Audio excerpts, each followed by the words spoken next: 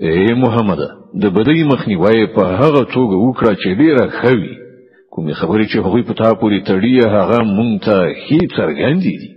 او دعا وکړه چې پروردګار زه د شیطانانو له هڅونو یعنی وسواس څخه تا ته پناه دروړم بلکې ای زما ربه زه خو له دینه هم پناه غواړم چې هغوی ماته راشي دا خلک بل خپل کړو وړونه لاس وانخلي تر دې پورې چې کله له هغونه کوم یو ته مرګ راشي نو به وایي چې ای زما ربه ما همغه دنیا ته بیرته ولېږه چې زه ورنه راغلی اله د چې زه اوس ښه عمل وکړم هیڅ کله نه دا خو صرف یو خبره ده چې هغه بابیزه وایي اوس د دې ټول مړ کېدونکو تر شا د دوهم ژوندانه تر ورځې پورې یو پرده خنډ ده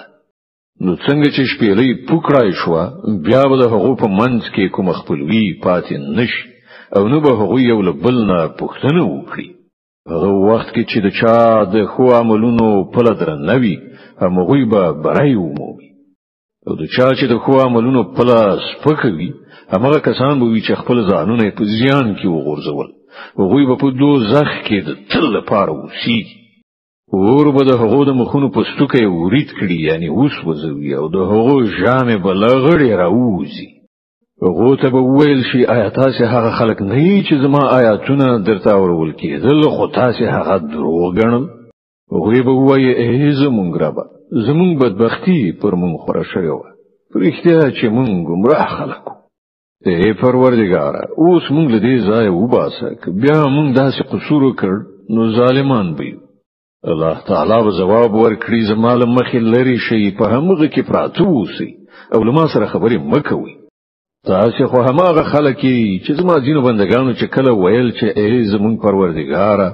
مونږ ایمان راوړ مونږ ته بخښنه وکړه پر مونږ رحم وکړه ته تر ټولو رحم کوونکو څخه زیات رحیم نو تاسې په هغو پورې مسخرې وکړي تر دې پورې چې د هغو دښمني له تاسې نه دا هم هېره کړه چې زه هم څوک یم او تاسې په هغو پورې خندل نن ما د هغو د هغه صبر دغه میوه ورکړې ده چې هغوی بریالي دي بیا به الله تعالی له هغو نه پوښتنه وکړي وایي تاسې په ځمکه کې څومره کلونه اوسېدلی هغوی به وایي مونږ یوه ورځ یا د یوې ورځې یو څه برخه هلته اوسېدلي یو له شمار کوونکو څخه پوښتنه وکړه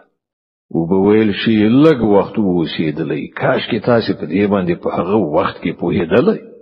آیا تاسې انګېرلې وه چې مونږ تاسې بابیزه پیدا کړي یاست او زمونږ لوري ته ستاسې هېڅکله راګرځېدل نشته نو لوړ او پورته دی الله حقیقي پاچا له هغه پرته بل هیڅ کوم خدای نشته د ستر عرش څښتن دی او څوک چې له خدای سره کوم بل معبود بلی چې د هغه لپاره له هغه سره څه دلیل نشته نو د هغه حساب د هغه له رب سره دی دغه سي کافرانه هیڅ کله نشي ژغورل کېدای ای محمد وایا زما ربا بخنه وکړه او رحم وکړه او ته تر ټولو رحم کوونکو څخه ښه رحیمه